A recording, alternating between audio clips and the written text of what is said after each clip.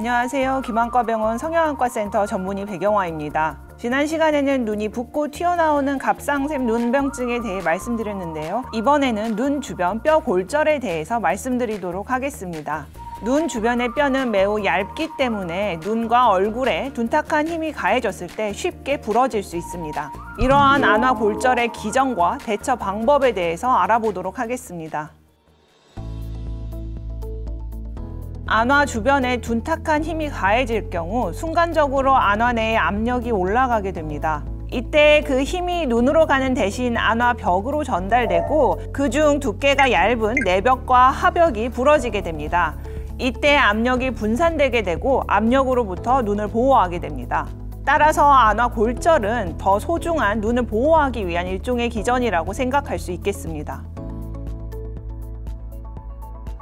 안화 골절은 특별한 증상이 없는 경우가 대부분입니다. 하지만 골절된 틈 사이에 안화 내용물이 끼이거나 골절 범위가 너무 넓어 안화 내용물이 탈출할 경우 반갑지 않은 여러 가지 증상들이 동반될 수 있습니다. 첫 번째로 골절편 사이에 외안근이 끼이게 되는 경우 물리적으로 안구운동 장애가 발생되고 이로 인해 안구운동 시 통증과 복시가 발생하게 됩니다. 안화 골절의 범위가 너무 큰 경우 안화 내 용적이 증가하게 됩니다. 넓어진 용적만큼 안화 내용물이 뒤로 이동하게 되고 그만큼 안구가 함몰되어 보일 수 있습니다. 뿐만 아니라 외상 후 안화 지방의 위축이나 안구 주변 조직의 섬유화에 의해서도 안구 함몰이 발생할 수 있습니다. 이러한 함몰 증상은 외상 초기에는 부종으로 인해서 확인이 어려울 수 있어 시간이 지나고 부종이 감소한 후에 확인이 이루어지는 편입니다. 이와 같이 골절이 원인이 되어 나타나는 합병증 외에도 큰 충격이 안화에 가해지면서 동반되는 여러 가지 문제들이 있습니다. 외안근에 심한 부종이나 출혈이 발생한 경우에도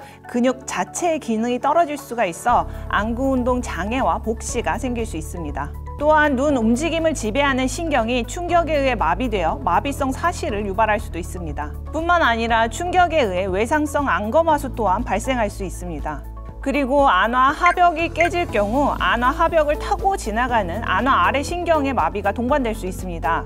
이 경우 볼이나 코, 윗입술의 감각이 먹먹해질 수 있으며 호전되는데 매우 오랜 시간이 걸리기도 하고 극히 드물게 다시 돌아오지 않는 경우도 있습니다. 이처럼 외상에 의한 여러 가지 이상들이 골절에 의한 것인지 단순히 충격에 의한 것인지 정확히 평가하는 게 중요하며 그에 따른 적절한 치료 방향을 결정하기 위해서 성형외과 전문의의 진료가 반드시 필요합니다. 외상 후에는 여러 가지 안과 검사가 필요하나 그 중에서 안화 골절의 여부와 범위를 정확하게 판단하기 위해서 안화 CT 촬영이 반드시 필요합니다. 안화 골절은 증상이 없는 경우가 많아 CT 촬영 없이 그냥 넘어가는 경우가 있는데 이럴 경우 추후 발생할 수 있는 안구 함몰에 대해서 예측할 수 없습니다. 특히나 젊은 분들 같은 경우 안구 함몰이 발생하면 사회생활에 문제가 될 수도 있기 때문에 외상 후에는 꼭 CT 검사를 받아보시는 게 좋겠습니다. 골절의 크기가 작고 골절에 대한 증상이 없는 경우에는 과격한 신체 활동만 제한하면서 지켜봐도 괜찮습니다. 이 과정에서 코를 풀게 되면 부비동의 공기가 압력을 타고 안화내로 이동할 수가 있고 갑작스럽게 눈꺼풀이 심하게 부어 오를 수 있습니다. 따라서 골절이 발생한 뒤에 2~3주 동안은 코 푸는 행위를 최대한 조심하셔야 됩니다. 반면 안구운동 장애와 복시 그리고 골절의 크기가 커서 안구 함몰이 예상되는 경우에는 반드시 수술이 필요합니다. 수술의 목적은 이탈된 근육이나 지방 등을 제자리에 위치시키고 골절된 뼈를 대신해서 근육과 지방을 지지해 줄 수 있는 얇은 보형물을 대어주는 것입니다. 수술은 일반적으로 부종이 빠지는 것을 기다리며 1~2주 이내에 시행해 주는 것이 좋습니다. 외상 후 2주 이상 경과하면 안화 조직 내 흉터가 발생하고 이후에 수술할 경우 수술이 어렵고 예후 또한 좋지 않습니다. 따라서 수술의 좋은 시기를 놓치는 불상사가 발생하지 않도록 외상 후 가급적 빨리 진료를 받아보시는 걸 권장합니다. 안화 골절이 발생하는 과정 그리고 수술하는 과정에서 근육과 지방을 제 위치로 옮기는 도중에서 안화 아래 신경이 손상될 수 있습니다.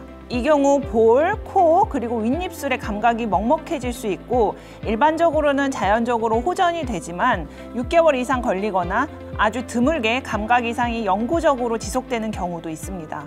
그리고 수술 중에 골절된 뼈를 대신할 인공뼈를 삽입하게 되는데 이로 인해 안구에 일시적인 편의가 발생할 수 있습니다. 따라서 삽입된 인공뼈가 자리를 잡을 동안 일시적인 복시가 발생할 수 있습니다. 또한 안아골절 사이로 이탈한 조직을 제 위치로 가져오는 과정에서 출혈이 발생할 수 있습니다. 외상 부위의 재생 과정에서 혈관 구조가 매우 복잡해지므로 수술 도중에 최대한 지혈을 한다고 하더라도 수술 후 회복 과정에서 갑작스러운 출혈이 발생할 수 있습니다.